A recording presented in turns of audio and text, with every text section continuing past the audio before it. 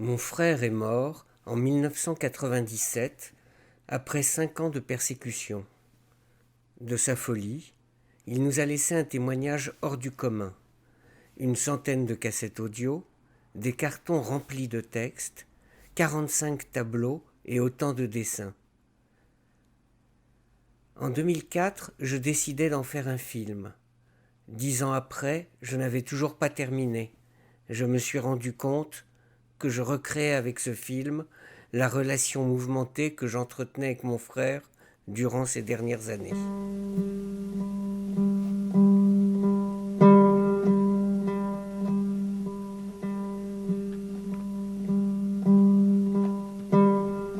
1951. Naissance de Jean-François, fils de Raymond Tompowski, psychologue puis psychanalyste, et de René Bargue, psychanalyste et psychiatre. Jean-François est né 1 an après un frère mort à 1 semaine. Notre grande sœur, Michel, de 3 ans son aîné. Moi, Christophe, son jeune frère de 6 ans son cadet. 6 ans, c'est l'âge qu'a Jean-François quand notre père est atteint d'une leucémie. Il est très bon élève, pendant le début de sa scolarité, mais vers 13 ans, alors que la maladie de notre père s'aggrave, cela se passe beaucoup moins bien. Il a des conflits avec ses professeurs. Août 1966.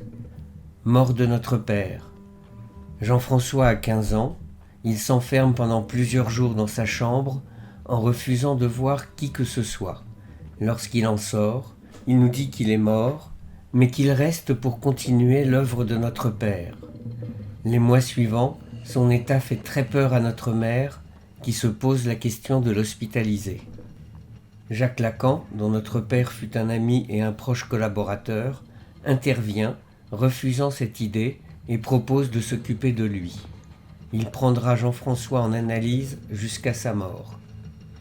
Renvoyé du lycée Janson de Sailly, puis du lycée Charlemagne, puis d'un cours privé, Jean-François décide alors d'arrêter le lycée en première. 2 ans plus tard, il reprend des études, se spécialise en sémiologie et en linguistique générale et obtient son doctorat à 26 ans.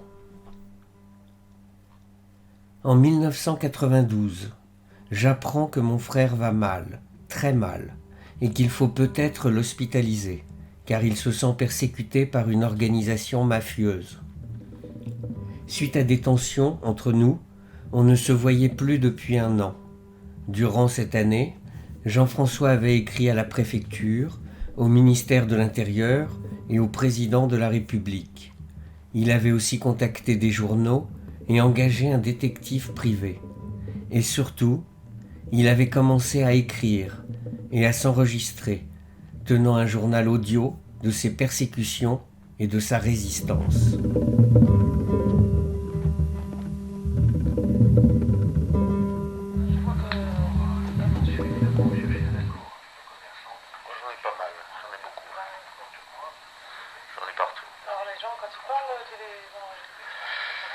Souvent.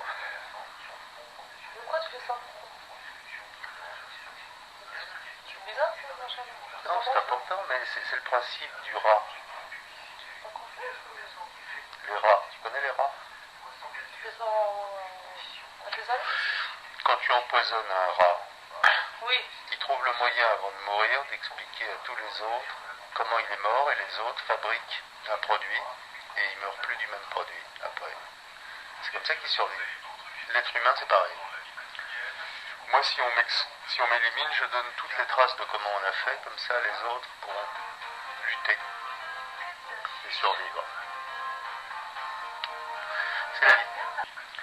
Je rentre à Libération, je leur raconte vaguement, je leur dis écoutez c'est très compliqué, je suis peut-être en train de devenir paranoïaque, peut-être victime d'une persécution. Si je deviens paranoïaque, je demande quelqu'un à qui je puisse remettre des cassettes. Quand je serai guéri, ça fera un très beau roman.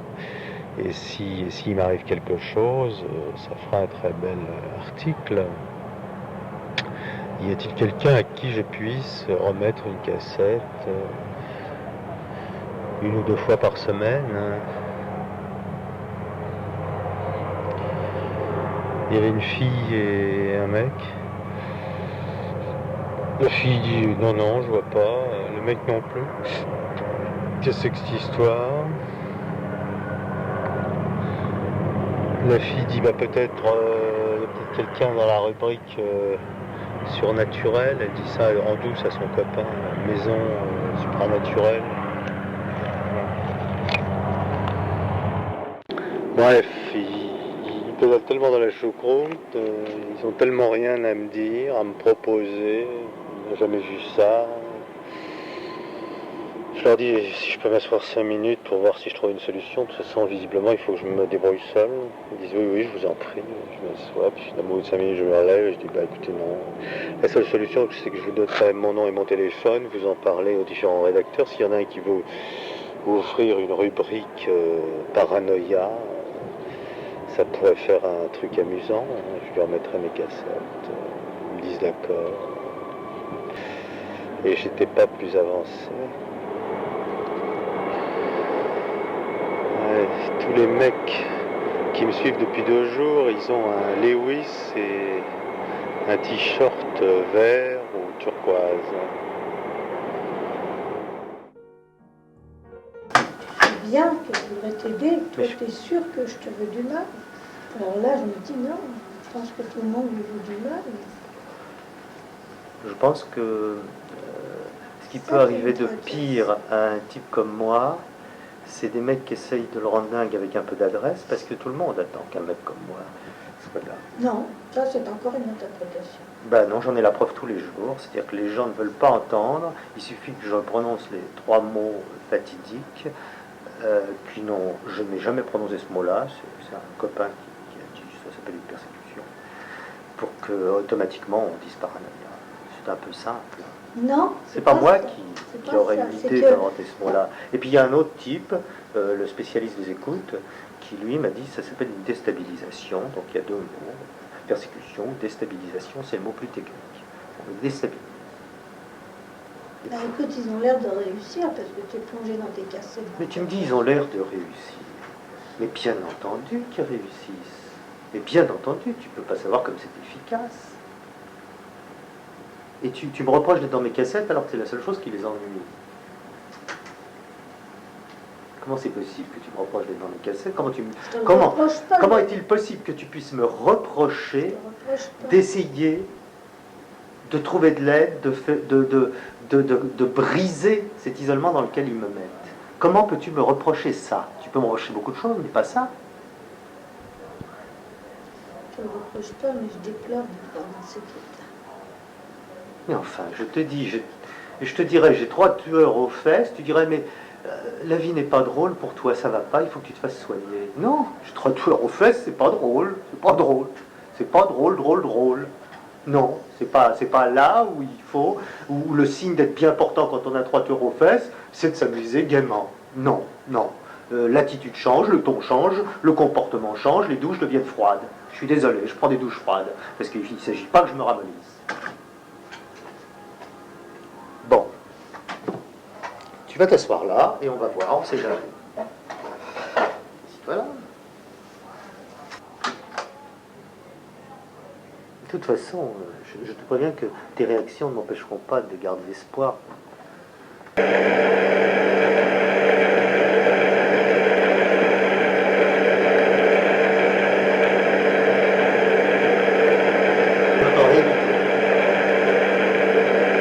Allaitement et les baisers.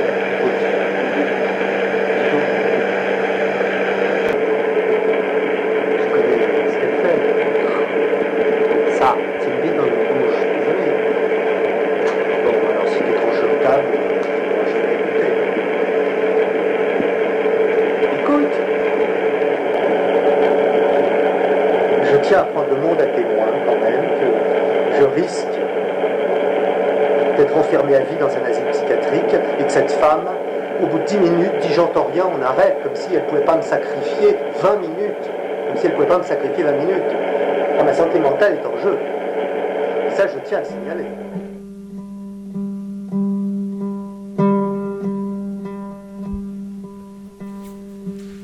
Après de longs mois d'hésitation, notre mère demande l'hospitalisation de Jean-François le 4 août 1992 craignant qu'il ne puisse jamais lui pardonner.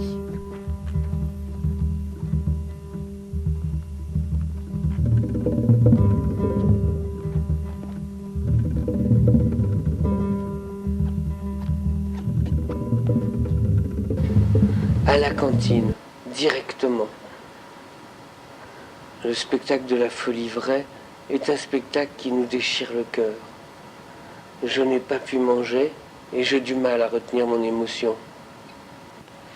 À vrai dire, je considère cet incident comme une épreuve dont je dois sortir le moins amoché possible. Et si l'occasion se présente, si le traitement le permet, sortir enrichi de quelque chose. Fille, jeune, d'une grande beauté, des cernes noires ébènes enfoncées d'un demi-centimètre, s'est mit à sangloter. Et ces femmes qui autour d'elle lui prenaient la main en lui disant « Il faut manger de la soupe ». Je sentis la folie, ce qu'elle est, une trop grande souffrance à quoi l'esprit tourne le dos. Donnant sur le couloir, 2 ouvertures, assez larges, permettent à quiconque de nous observer. Je vais être obligé d'être cachotier, même pendant mon sommeil. Je vais me laver les pieds, me mettre au lit et dessiner jusqu'à ce que la fatigue me submerge. Un projet de tableau sera très exaltant.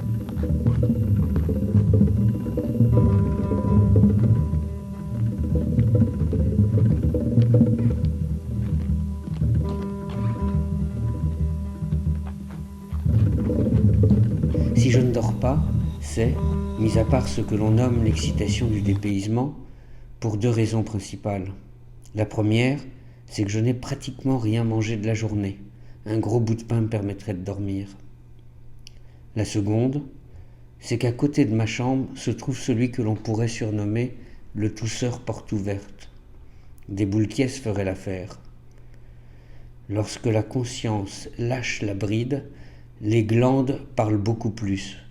L'odeur de cette maison s'en ressent. Je crois que je vais mâcher longuement du papier, non pas pour me nourrir, mais pour faire des boules-quièces. Si je suis surpris en train de faire ça, mon compte est bon. En descendant, j'espérais trouver le veilleur et lui demander un morceau de pain. Résultat, je suis seul dans le salon central. Je me sentirais presque comme à l'hôtel. Si ce n'était cette crainte que l'aliénation de mon comportement ne serve de prétexte à une remise au pas plus stricte.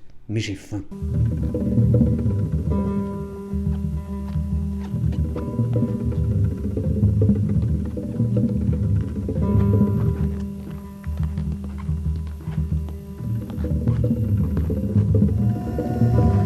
Dernier instant de lucidité. Je suis mort de peur. J'ai bu la potion après avoir pu lire la phrase noir sur blanc sur l'ordonnance me concernant. Les médicaments sont administrés de force. J'ai appris que je n'aurais pas le droit de quitter le pavillon aujourd'hui. Soit il s'agit de tester ma capacité de supporter un ordre sans en comprendre le sens, soit, en ce qui concerne les médicaments, ils ont mis le paquet et veulent pouvoir me secourir à chaque instant. Je commence à flipper complètement. Pour l'instant, la sensation n'est pas désagréable, mais je commence à tricoter mes moyens. Ça commence à planer sec. La sieste est interdite l'après-midi dans les chambres. Il faut traîner son état bizarre devant les autres et supporter les adresses qu'ils lui lancent. Que l'état dans lequel ils nous mettent soit punaisé par nous, par le regard des autres. J'ai la bouche sèche. Ils m'ont dit, si vous avez la bouche sèche, on vous donnera quelque chose. Je vais essayer de supporter la bouche sèche. Peut-être ne pourrais-je plus écrire. La potion est matin, midi et soir. Ma lucidité est bien pour eux un mauvais signe, signe que la bête résiste. Ils ont tous les droits, tous les pouvoirs. Ici, on ne parle pas aux médecins, sauf pour être jugé fou ou sain. De fil en aiguille, des professionnels du chantage, du vol, m'ont marqué sur leur fiche, m'ont mis dans le collimateur, ont décidé de s'occuper de moi, et dès que je le dis, on augmente de 10 gouttes.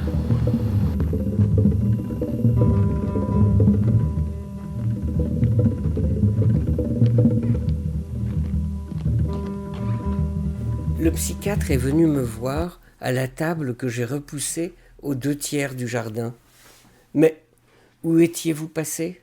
m'a-t-il demandé. « Nous vous avons cherché partout. » Je ne parviens plus à lire le journal plus de 5 minutes. Très sérieusement, ne pourriez-vous pas baisser les doses ? Bientôt je ne pourrai plus écrire et ce serait pour moi un crève-cœur. Il me répond que la dose est nécessaire, car je suis tout de même un peu plus mal en point que je n'ose me l'avouer moi-même. Méfiez-vous des coups de soleil, vos médicaments les favorisent. Au-delà du gag, qui consiste à minimiser l'inquiétude dans mon réconfort le plus simple et le plus assuré, je crois vraiment à cette note de reconnaissance. Je l'ai remercié de cette mise en garde et 10 minutes après, je me mettais à l'ombre. La camisole chimique, tout le monde connaît. Lapsus de sa part ou non, la remarque de ce psychiatre à propos de l'allergie au soleil permet une expression nouvelle. La mise à l'ombre chimique.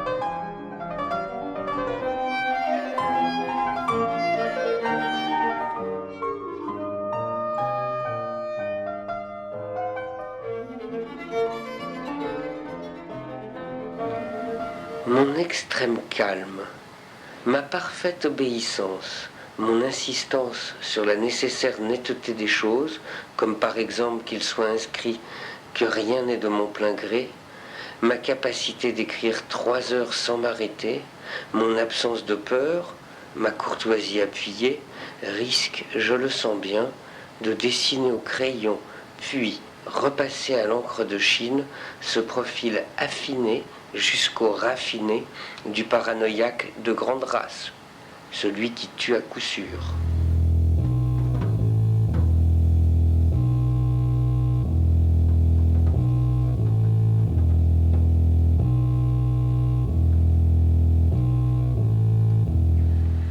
Hier soir, au moment de la prise de médicaments, j'ai posé un billet de 100 francs sur le lavabo et j'ai dit au noir sympa, chargé de me le faire prendre, « À vous de décider de combien je peux baisser la dose qu'on me donne. » Il a changé de couleur, si je puis dire, et m'a dit qu'il ne saurait être question de cela.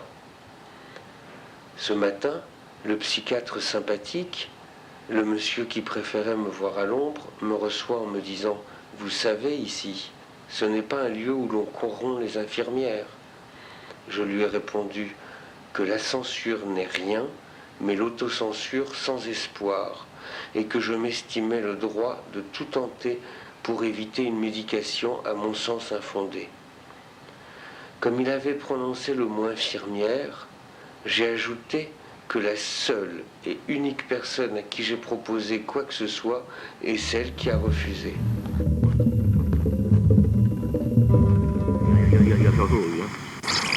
Là, il m'assomme, l'ombre me casse les pieds. Et tu te fais chier toi aussi, c'est pas moi. Michel et Christophe m'ont apporté un Walkman FM et écouteur. Il marche bien, je vais pouvoir m'enregistrer et écouter de la musique. Aussi loin qu'on aille dans l'impossibilité d'être compris, aussi loin on va dans Mozart. Pour Mozart, à son égard, je veux dire aucun amour, aucune admiration, si j'avais l'occasion, pas même une poignée de main. Une reconnaissance, pure et simple.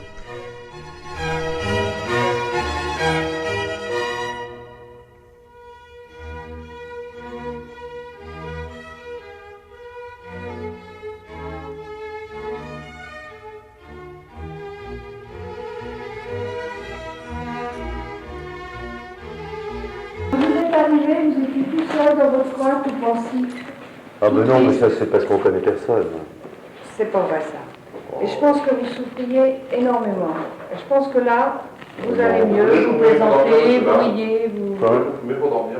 Un téléphone. En ce sens-là que je pense que vous allez mieux. Mais je crois pas, moi. Vous savez, mettez-vous à la place. Si j'ai l'air d'aller moins bien... Non, vous mettez à ma... Non, non, surtout pas, surtout pas. Je peux pas. Non, vous avez raison. Mais C'est pas mon rôle. Mais ceci dit, ça calme les angoisses, je vous apprends rien. le Temesta, tout à fait. Mais j'en prends tout le temps, hein, chez moi aussi. Bon, alors. Oui, ça c'est vrai. Continuez ici. Ouais, ouais. Ça, le Temesta, je trouve ça très Vous bien. savez, les angoisses, c'est terrible. Mais ça m'empêche de lire, et ça m'inquiète. Qu'est-ce que c'est ça?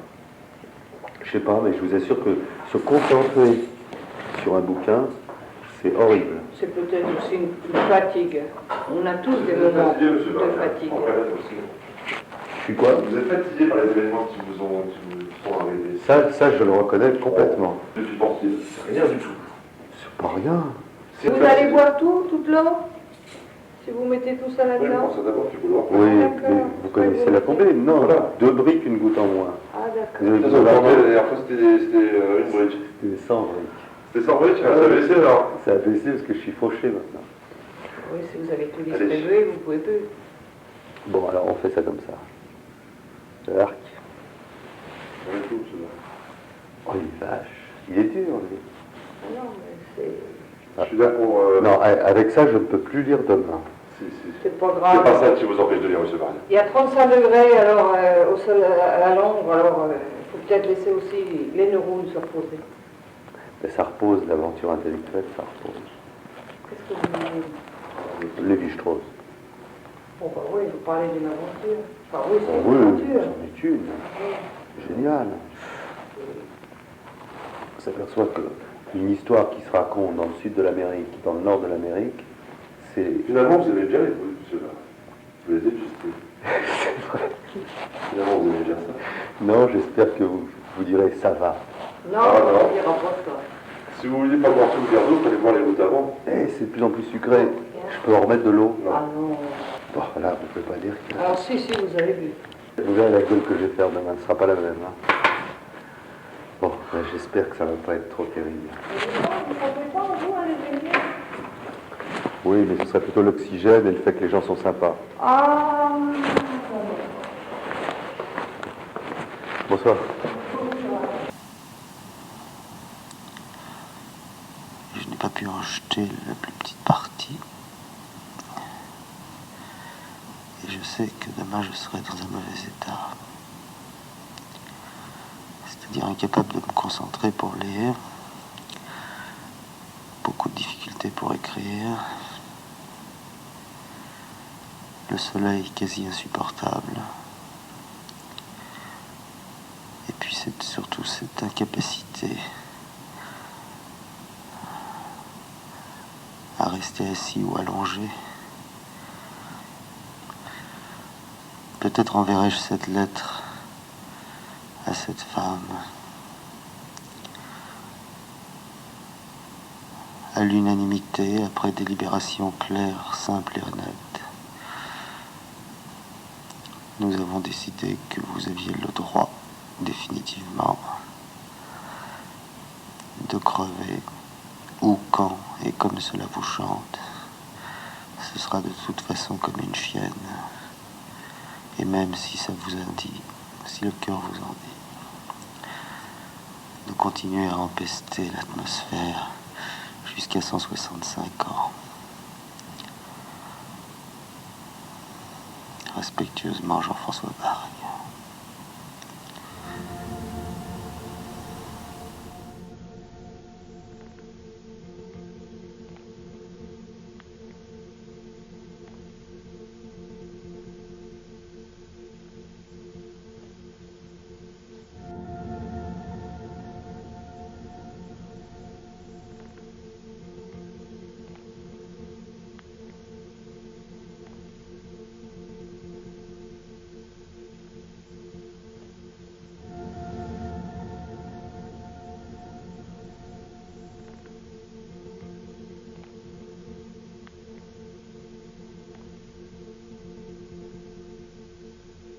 Il y a une chose que je voulais vous préciser, parce que je m'en suis aperçu.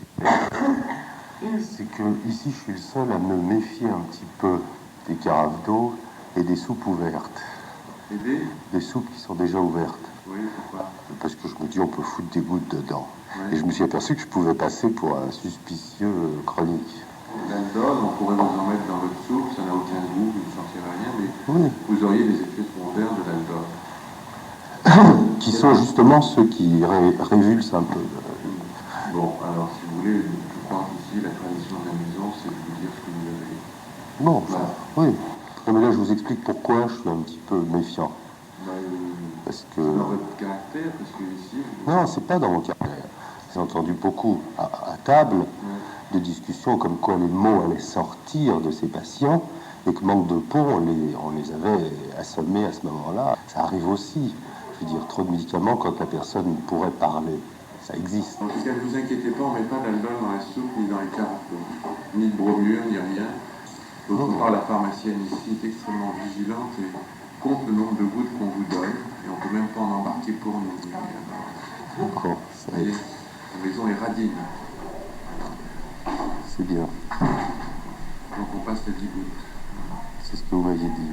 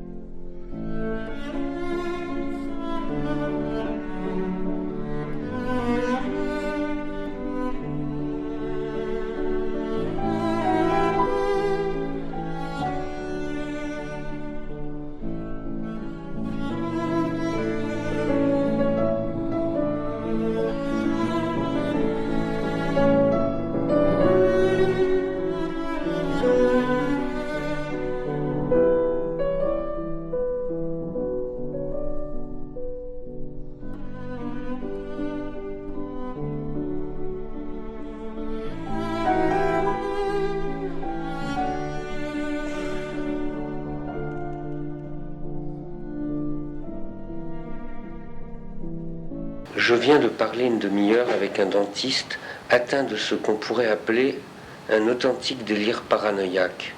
À vrai dire, tout était si caricatural. Mitterrand était son père, on lui doit des milliards pour l'utilisation de son corps comme émetteur-récepteur, plusieurs pays lui ont proposé d'être Premier ministre, etc. J'en arrive à me demander si ça n'était pas une plaisanterie. Simple question qui, au regard d'un psychiatre, pourrait me confondre avec lui. Car son histoire vaut bien la mienne. On me diffuse des sons 24 heures sur 24, on me suit dans la rue, j'en sais trop, on ne me laisse jamais tranquille, ils veulent m'éliminer. Vraiment, j'aurais dû me taire. Il y a tellement de distractions qu'on s'emmerde.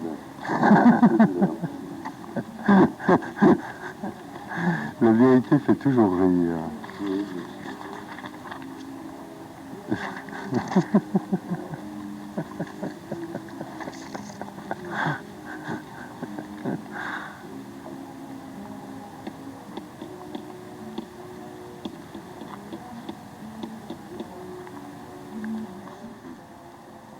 Ici, on n'a aucun droit, monsieur. On n'a que des devoirs. Oh, madame Rêve, écoutez, on n'a que des devoirs. On n'a aucun droit. Je soutiens ce que vient de dire madame. Ça, c'est nous qui voyons la situation. Elle est incapable de retrouver une femme, que ce soit un mot ou un bas.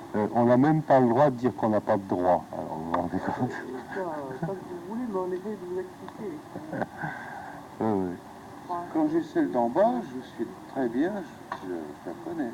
Mais c'est notre casse-pied de toujours devoir demander pour rentrer dans sa chambre. Et quand je monte, bon, bah, je sais que c'est au premier étage.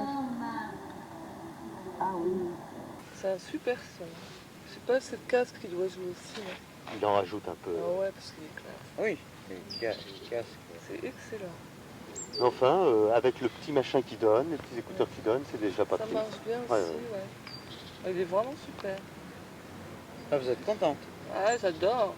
J'aime bien marcher avec la musique aussi. Ça défoule, ça. C'est super. Ça déstresse complètement. C'est génial. Et on fait des kilomètres sans s'en rendre compte. Exactement.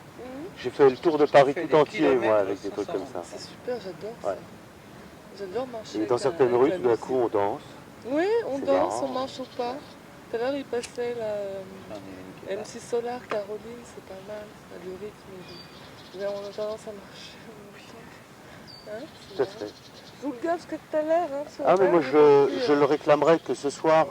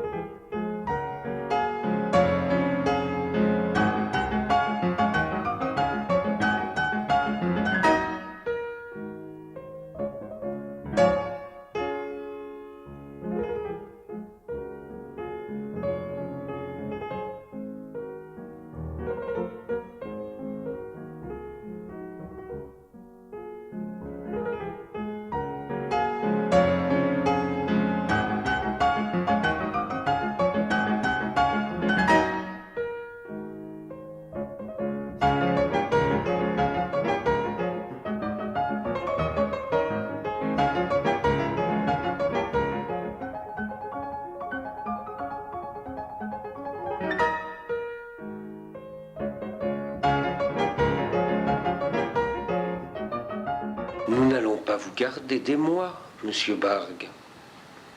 Les potions transforment ce séjour en supplice, des phrases comme celle-là en cauchemar. J'avais cru comprendre qu'il ne serait pas délirant d'oser espérer être libéré lundi prochain. Est venue ensuite prendre place à ma table une femme jeune, très belle, la peau slave, asiatique et plein de distinctions. J'ai posé d'emblée la question à cette femme. Est-il vrai, selon vous, que Maison Blanche soit le dernier des endroits? Certainement, m'a-t-elle dit, et j'en ai fait beaucoup. Un mot encore à propos de cette femme à la peau slave. 3 fois, cette femme m'a répété qu'elle n'avait que 3/4 d'heure d'autorisation de sortir l'après-midi, qu'il ne lui restait donc plus que 10 minutes. Pendant ces 10 minutes, j'ai laissé une personne nous interroger 2 fois jusqu'à accaparer entièrement mon attention. Je n'ai pas été fichu de lui dire de revenir plus tard. Elle est partie, très digne, très belle et très blessée. Ce que je pense de moi maintenant me donne envie de pleurer de rage et de mépris. Où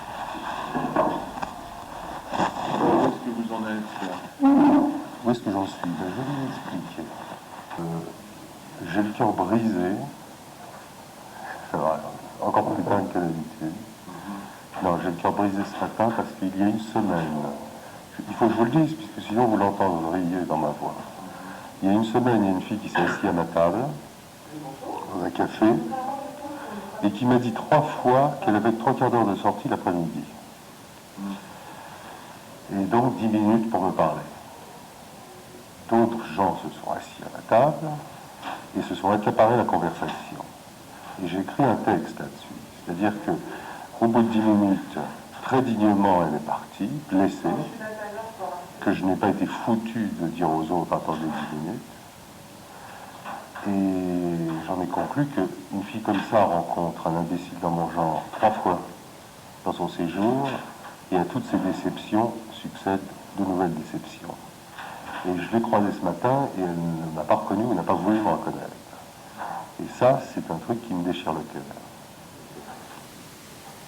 Et ici, là,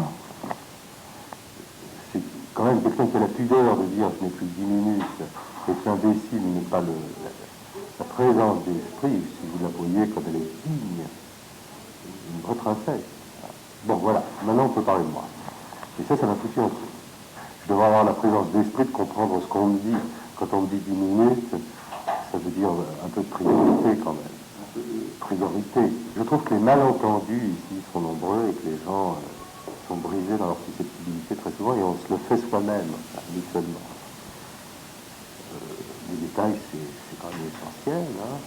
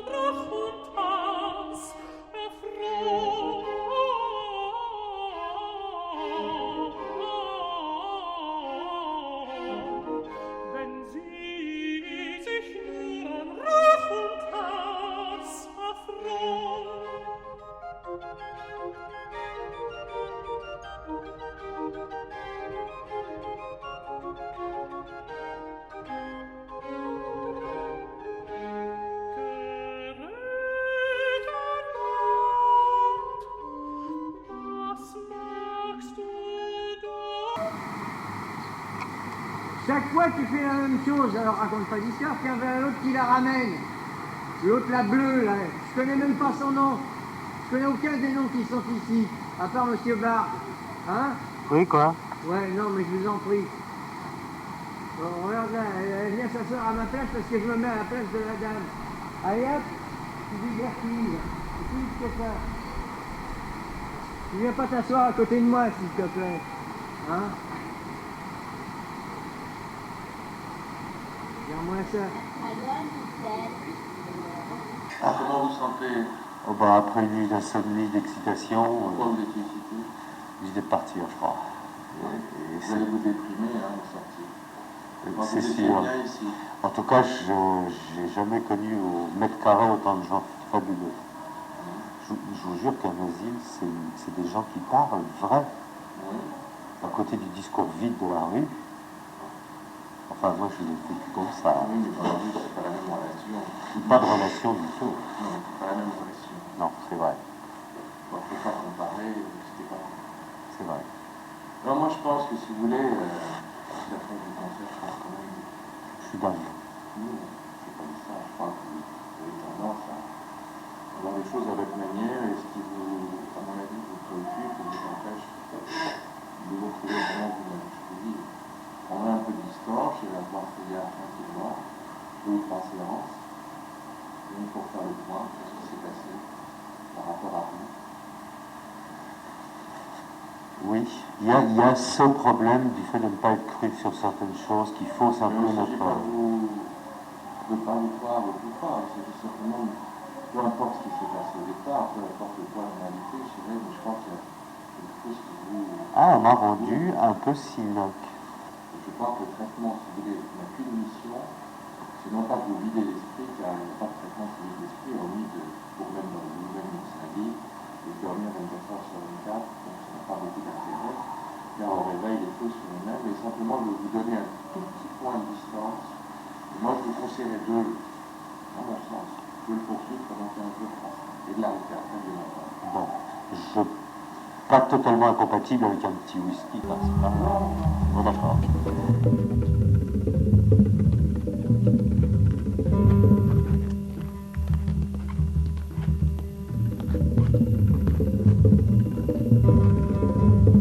Lorsque, après 3 semaines, Jean-François est sorti de Maison Blanche, nous étions un peu désappointés, tant ses certitudes de persécution étaient toujours aussi fortes. Pour lui, il y avait une évidence, il ne se laisserait plus jamais enfermer. Il aura fallu seulement 4 jours pour que Jean-François décide d'arrêter de prendre ses médicaments. Voici le message que j'ai trouvé ce soir sur mon répondeur.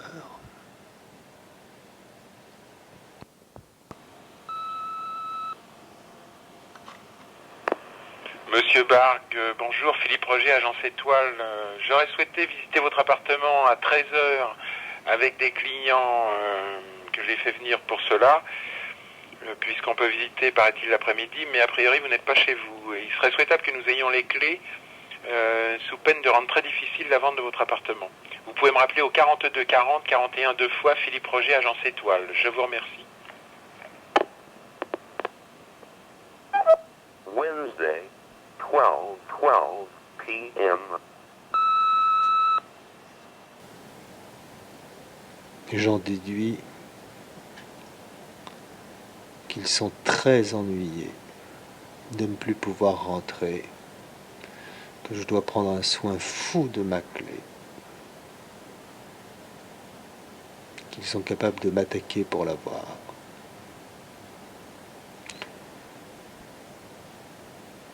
Et qu'ils ont commencé hier à m'empoisonner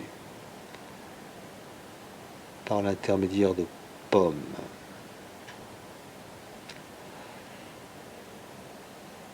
Une pomme contenait un produit au goût de caoutchouc brûlé, un goût que je n'ai jamais senti dans aucune pomme.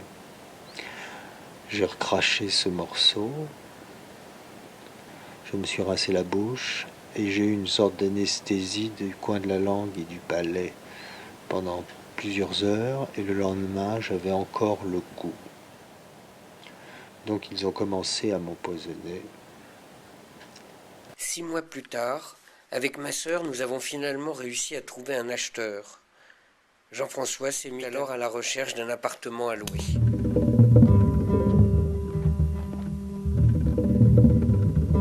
Je donne quelques indications dans la lettre que j'aimerais vous faire lire, susceptible non pas d'expliquer, mais de commencer à rendre concevable qu'après 3 mois de recherche, il ait pu se faire que je déménage exactement là où il le souhaitait. C'est incroyable, dur à admettre, risqué à avouer et désespérant à vivre.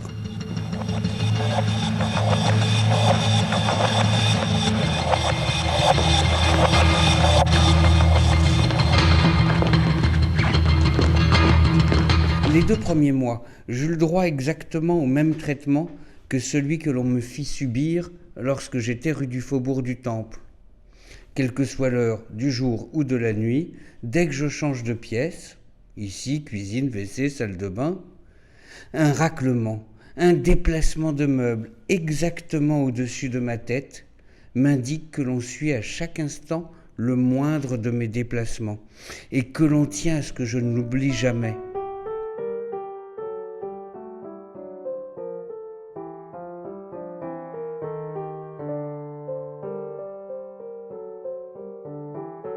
Début mars, je commençais à écrire quelques points de repère afin de rédiger une lettre, car je commençais à comprendre certaines choses, mais aussi à m'affaiblir dangereusement.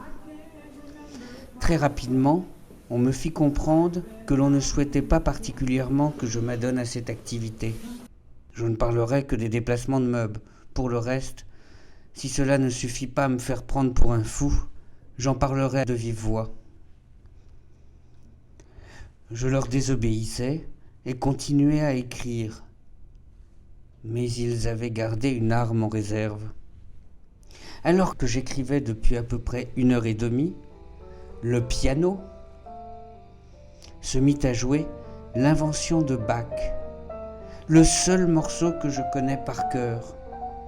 La personne semblait le connaître à moitié, le jouant un peu comme moi, avec la même maladresse, les mêmes élans, soudain interrompus, puis à nouveau le déchiffrant. Je décidai de rester calme. Je me dis, tiens, l'arme suprême, j'aurais dû y penser. Et je continuais à écrire, et il continuait. On continuait inlassablement à jouer juste dessus de ma tête mon invention de Bach, et rien d'autre. Je continuais à écrire, toujours aussi flegmatique, quand au bout d'une demi-heure, je me vis foncer vers ma couette afin d'étouffer un sanglot d'une profondeur dont je n'aurais pas imaginé mon corps capable.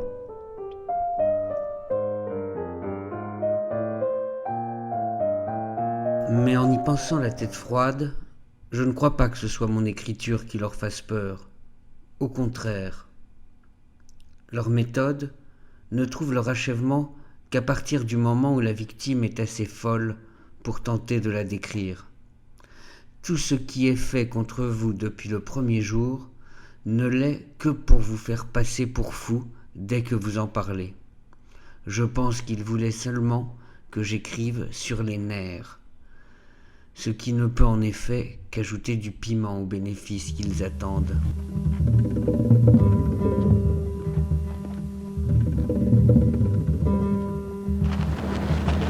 Entre ici et Saint-Paul, il y a des voies spécifiques au taxi dans le sens opposé. Dans le sens contraire de la voie normale. Vous savez, ça arrive. Il n'y a pas. Bon. En tout cas, si vous connaissez quelque chose susceptible de m'assurer qu'on ne me suit pas, ce sera 100 francs. Ça serait quoi qui nous suivra? Quoi? Ça serait quoi qui nous suivra? Pas la moindre idée.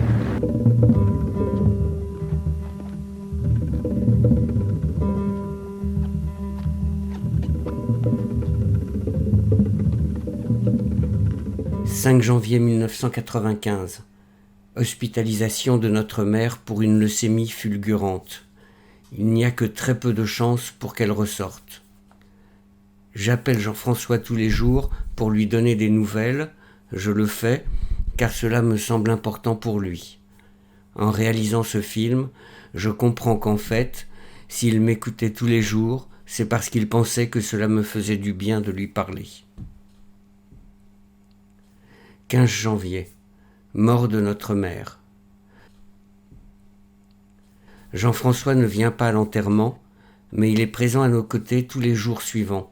Nous avons le sentiment de retrouver le Jean-François d'avant, jusqu'au jour où il nous interdit de garder le moindre objet ayant appartenu à notre mère, car cela allait forcément nous faire du mal. Ils étaient maudits. Voilà, c'est le genre de choses qui commencent à me casser le cul.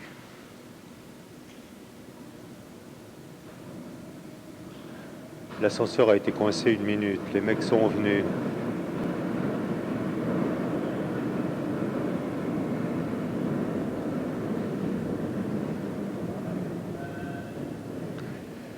Résultat, je le loupe à 10 secondes.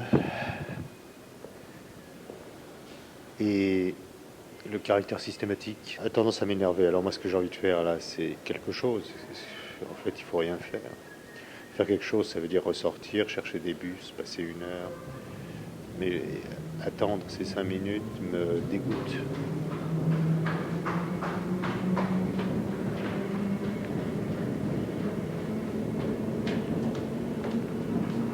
C'est pourtant ce que je vais faire, je vais ressortir.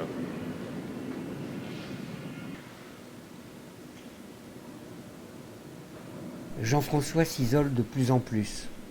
Ma sœur et moi, nous allons voir le psychiatre pour lui dire que Jean-François va mal et que nous craignons qu'il mette fin à ses jours. Le psychiatre nous répond qu'il le juge non dangereux pour la société et qu'il ne peut rien faire pour lui.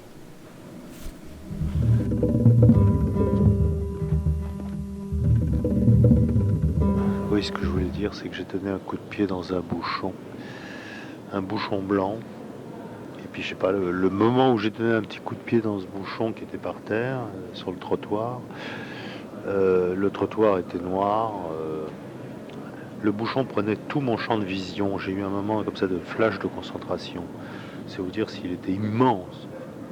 Au Rex, à l'Empire, enfin sur le grand écran en 70 mm, il prenait presque tout le champ et je l'ai vu sous la pression de mon pied sur le trottoir noir et encore un peu luisant par la pluie. Et je l'ai vu donc s'écarter. Et moi je marchais.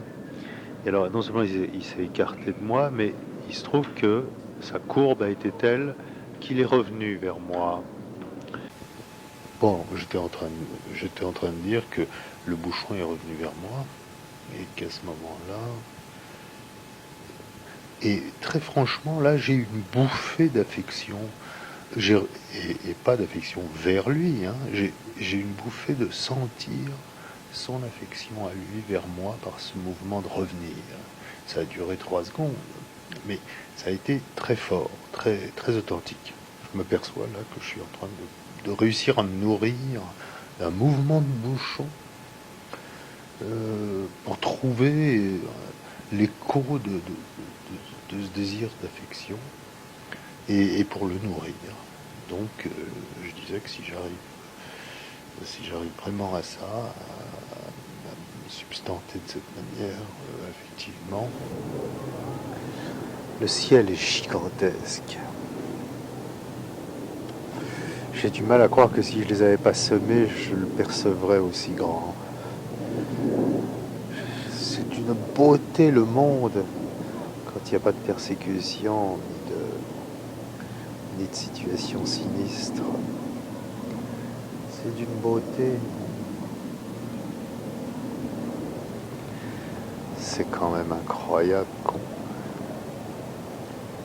qu'on n'arrive pas à en sortir plus vite que ça. Et je crois que si on m'avait donné le choix, c'est exactement cette époque que j'aurais choisie. C'est celle où on sent le mieux les choses. Même si la plupart du temps on se dit qu'on s'en passerait. Je crois que ça m'aurait manqué quelque part de ne pas sentir l'enjeu en mouvement. Mais là, c'est pareil, si je dis ça, combien de gens vont dire « Eh ben voilà, on approche de l'explication. » Ouais, je t'en foutrais. Écoutez-moi ce calme.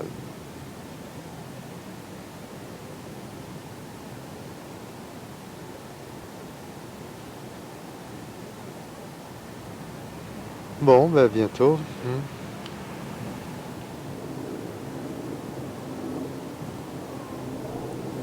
Entre le 15 juin et le 25 août, nous sommes sans nouvelles de Jean-François. Nous comprendrons plus tard qu'il est parti précipitamment en Espagne, un départ qui ressemble à une fuite. La nuit du 21 août 1997, alors qu'il rentre à pied d'une fête au village de Caracedello, dans la province de Ponferrada, il est percuté par un camion et meurt sur le coup.